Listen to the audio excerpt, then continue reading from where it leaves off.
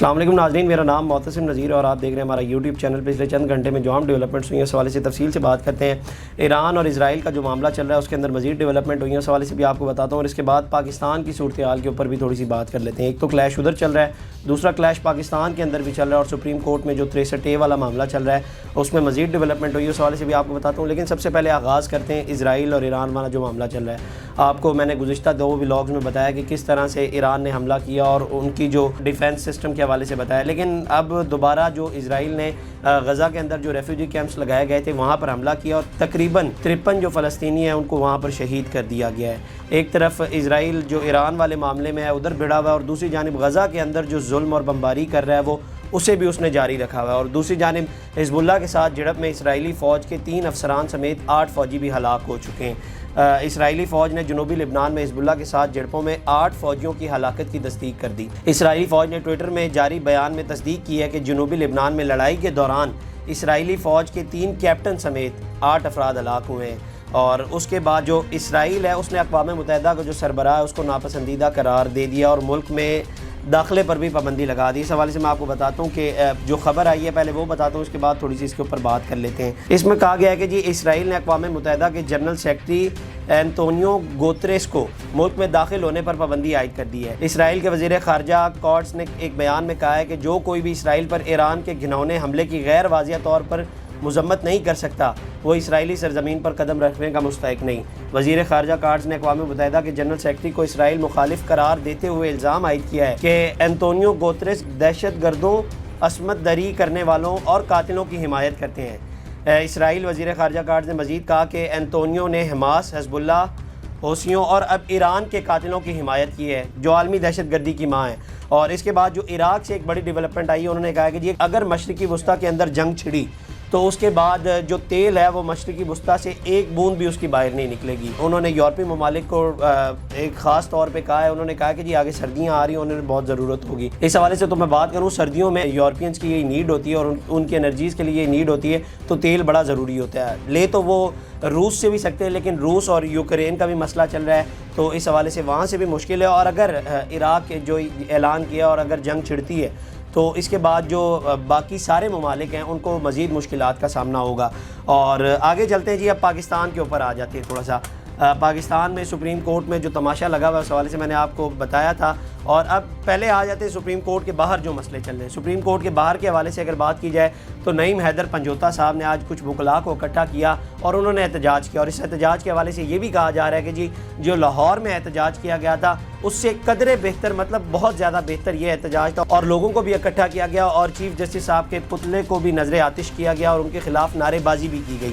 اب میں نے اپنی زندگی میں ماضی میں ایسی کوئی صورتحال نہیں دیکھی جس کے اندر اس طرح سے چیف جسٹس کے پتلے کو نظر آتش کیا گیا اور ان کے خلاف نعرے بازی اس طرح سے کی گئی ہو۔ ماہرین جو ادھر کورٹ بیٹ کے جرنلسٹ ہیں وہ یہ کہہ رہے ہیں کہ جس طرح سے لاہور والے احتجاج کے حوالے سے کہا جا رہا تھا کہ جس طرح سے اس میں وکلاء اکٹھے نہیں کیے گئے، لیکن جو اسلام آباد میں پروٹیسٹ ہوا ہے اس کے اندر بہت زیادہ وکلاء نے شرکت کی ہے۔ اچھا جی، اب آ جاتے ہیں سپریم کورٹ کے اندر آرٹیکل 63A کی سماعت ہے، بینچ مکمل ہو گیا ہے اور جسٹس نعیم اختر افغان کو بینچ میں شامل کیا گیا تھا۔ اس پر جو اعتراضات بنے تھے اور جسٹس منیب اختر نے جو خط لکھے تھے اس حوالے سے میں نے آپ کو گزشتہ ولاگ میں بتایا۔ آج جو سماعت ہوئی ہے اس کے اندر کیا سماعت ہوئی ہے اس حوالے سے پہلے میں آپ کو بتا دیتا ہوں، پھر اس کے بعد تھوڑی سی اس کے اوپر بات کر لیتے ہیں۔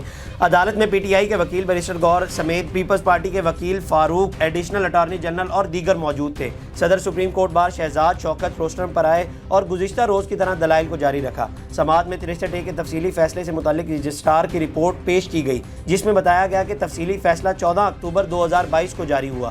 شہزاد شوکت نے کہا کہ تفصیلی فیصلے کے انتظار میں نظر ثانی دائر کرنے میں تاخیر ہوئی۔ اس کے بعد جسٹس جمال نے کہا کہ عام بندے کا کیس ہوتا تو بات اور تھی، کیا سپریم کورٹ بار کو بھی پتہ نہیں تھا نظر ثانی کتنی مدت میں دائر ہوتی ہے۔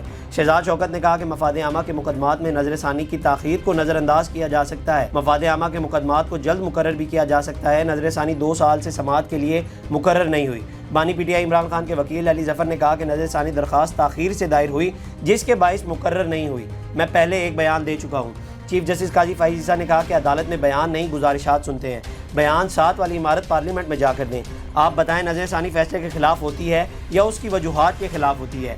اس کے بعد وکیل علی ظفر نے کہا اپنی بات کو آگے بڑھایا اور کہا کہ میں بتانا چاہتا ہوں کہ میں آج میں تلخ دلائل دوں گا۔ میں نے درخواست دائر کی لیکن سپریم کورٹ کے آفس میں منظور نہیں کی گئی۔ چیف جسٹس نے کہا آپ ہمیں درخواست کا بتا دیں، آپ نے صبح دائر کی ہوگی۔ بیرسٹر علی ظفر نے کہا مجھے دلائل دینے کے لیے وقت درکار ہے، مجھے بانی پی ٹی آئی سے کیس پر مشاورت کرنی ہے۔ سابق وزیر اعظم اور درخواست گزار بھی ہیں اور انہیں آئین کی سمجھ بوجھ بھی ہے، انہیں معلوم ہے کہاں کیا کہنا ہے کیا نہیں، اس لیے مجھے اجازت دیں کہ عمران خان سے اس معاملے پر مشاورت کر لوں۔ اس پر قاضی فائزہ نے کہا کہ آپ دلائل اپنے شروع کریں۔ بیرسٹر علی ظفر نے کہا کہ یعنی آپ میری بانی پی ٹی آئی سے ملاقات کی درخواست کو مسترد کر رہے ہیں۔ اس کے اوپر جسٹس نعیم اختر افغان نے کہا کہ آپ کل بھی ملاقات کر سکتے تھے۔ علی ظفر نے کہا کہ وہ جیل میں ہے۔ چیف جسٹس نے کہا کہ آپ کو مشاورت کرنی تھی تو کل بتا دیتے، عدالت کوئی حکم جاری کر دیتی۔ ماضی میں ویڈیو لنک پر بانی پی ٹی آئی کو بلایا تھا، وکلاء کی ملاقات بھی کروائی تھی۔ دوران سماعت پی ٹی آئی کے وکیل طیب مصطفین کاظمی نے 5 رکنی لارجر بینچ کو دھمکی دی۔ اچھا، اس خبر پہ آنے سے پہلے میں اس خبر کی تصدیق کرتا چلوں کہ علی ظفر کی جو ہے وہ ملاقات بانی پی ٹی آئی سے یہ گزشتہ رات میں کروا دی گئی ہے۔ جس وقت تک یہ ولاگ ریکارڈ کر رہے ہیں اس سے پہلے تک جو علی ظفر کی وہ عمران خان سے ملاقات ہو گئی ہے، اور انہوں نے کہا کہ جی باہر 500 وکیل کھڑے ہیں، میں دیکھتا ہوں پی ٹی آئی کے خلاف یہ بینچ کیسے فیصلہ دیتا ہے۔ چیف جسٹس نے کہا کہ کیا ملکی اداروں کو اس طرح دھمکا کر چلانا چاہتے ہیں؟ میرا قصور صرف یہ ہے کہ میں نے ہمیشہ برداشت کا مظاہرہ کیا ہے، میری عدم برداشت کی ایسی تربیت ہی نہیں۔ سابق چیف جسٹس ثاقب نثار نے کتنے اراکین پارلیمنٹ کو جیل بھیجا ذرا بتائیں، کوئی جتنا مرضی برا بھلا کہتا رہے، ہم کیس چلائیں گے۔ اب یہ جو طیب مصطفین ہیں انہوں نے باقاعدہ طور پر کہا کہ اس کے بعد کہ میرا تعلق پی ٹی آئی سے ہے، جس پر چیف جسٹس نے علی ظفر سے کہا کہ جی یہ کس طرح سے جو یہ حرکت کر رہے ہیں کیا یہ جائز ہے؟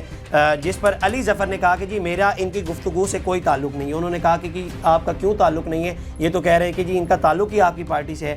تو اس کے بعد اینڈ پہ ساری لبے لباب ہوئی۔ چیف جسٹس صاحب نے کہا کہ جی پولیس والوں کو بلائیں اور ان کو باہر نکالیں۔ اس کے بعد علی ظفر نے چیف جسٹس صاحب سے معافی مانگی، اور جس کے بعد ان جینٹل مین کو چیف جسٹس صاحب نے کہا کہ جی سول میں کچھ افراد ہیں، انہوں نے کہا کہ جی ان کو باہر نکال دیں، اور اس کے بعد یہ سماعت آج 11:30 بجے تک ملتوی کر دی گئی ہے۔ اچھا جی، اب آگے آ جاتے ہیں نواز شریف صاحب کے اوپر۔ اور نواز شریف صاحب بڑے عرصے بعد پبلک ڈومین میں آئے اور انہوں نے بڑی گفتگو کی، اور گفتگو جس طرح سے وہ پہلے کرتے ہیں اسی طرح سے کی ہے۔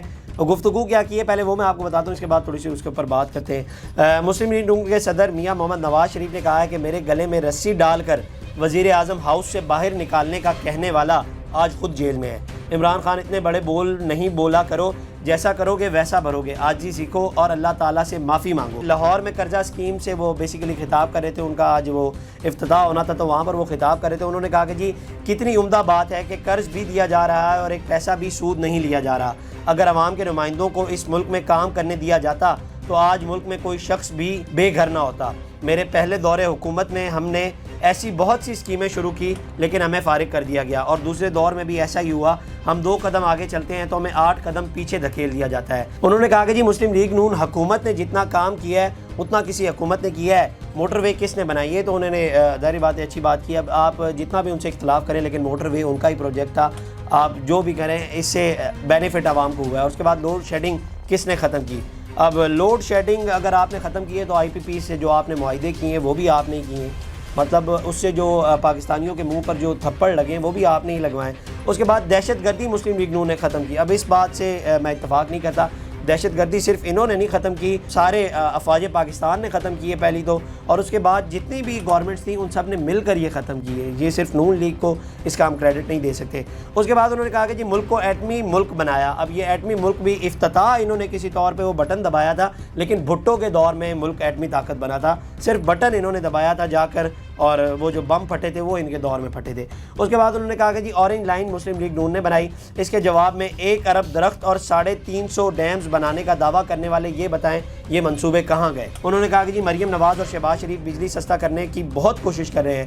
نواز شریف نے اندیا دیا کہ بجلی کے نرخ بہت بڑھ گئے ہیں، اس مسئلے کو حل کرنے کے لیے وفاقی حکومت سولر پینل کی طرف جائے گی۔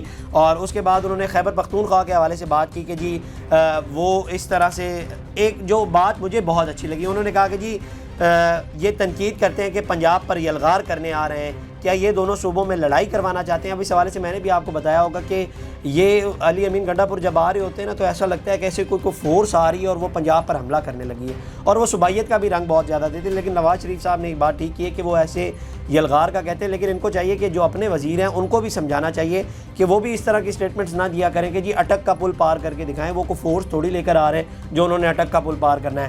اور اس کے بعد انہوں نے کہا کہ جی آپ کے عزائم کیا ہیں؟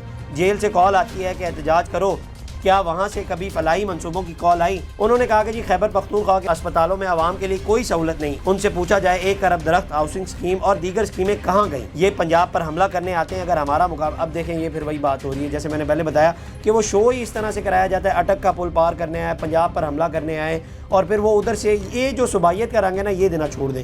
اچھا جی اپنے صوبوں میں عوام کی خدمت کرو، وہاں ہیلتھ کارڈ، کسان کارڈ، قرضہ اسکیمیں اور دیگر سہولتیں دو۔ اس طرح سے انہوں نے گفتگو کی اور بڑے عرصے بعد پبلک ڈومین میں آیا، اور وہ قرضہ اسکیم جو مریم نواز صاحبہ جو لانچ کرنے جا رہی ہیں سی ایم پنجاب ہے، اس کی افتتاحی تقریب تھی اور وہاں پر انہوں نے خطاب کیا ہے۔ اچھا جی یہ تھی آج کی ڈیولپمنٹس۔ ہم نے کوشش کی کہ جی جو اسرائیل اور ایران کی جو تنازعات چل رہے ہیں اس حوالے سے بھی تھوڑا سا پورشن رکھا، اور ہم آئندہ ولاگز میں بھی کوشش کریں گے کہ کچھ پورشن رکھیں جس میں جو ڈیولپمنٹس ہو رہی ہیں اس حوالے سے آپ کو بتائیں، اور پاکستان میں جو معاملات چل رہے ہیں سپریم کورٹ کے اندر اور باہر وہ معاملات بھی آپ کو بتائیں۔ اب تک کے لیے اتنا ہی، اپنے میزبان کو دیجیے اجازت، اللہ نگہبان۔ اس طرح کی اور ویڈیوز دیکھنے کے لیے سبسکرائب کیجیے ہمارا چینل اور دیکھتے رہیے PSPKG نیوز۔